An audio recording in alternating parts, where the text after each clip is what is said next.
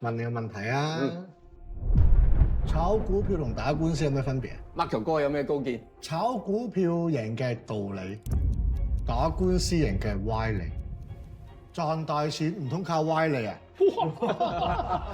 邊個有錢佬唔想揾翻個大律師做朋友啊？有咩依喐，我哋就係佢保命符啦，係咪？揾翻幾個大老闆學下炒股票，學下炒樓，有益身心啊！我情願俾人打，好過俾天收啊！你以後條路好難行嘅喎。你仲記唔記得你當年讀 law 係為咗咩咧？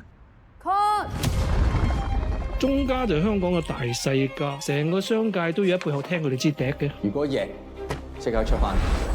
你而家代表嗰個啊，係佢嘅情婦啊，即係鐘太嘅死對頭啦。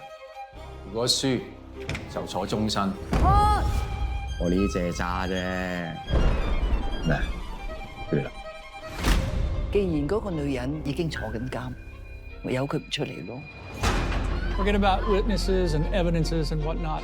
To the jury, who's the prosecutor? 做人梗係要以德服人，暗算靈計。以前啊，個個都話法律面前人人平等㗎。今時今日，人人都改口啦，話法律面前窮人死梗啊！我就睇下今日邊個死梗。法庭辯方已經完成結案陳詞，請你坐低。辯方已經坐低。就算要坐一世，我都唔想個女死得不明不白。我哋係會搏命幫你打呢場官司，我哋係一定會。證物幫佢哋，今日證人幫佢哋，呢一度死人都幫佢哋唔到。 Everything is wrong。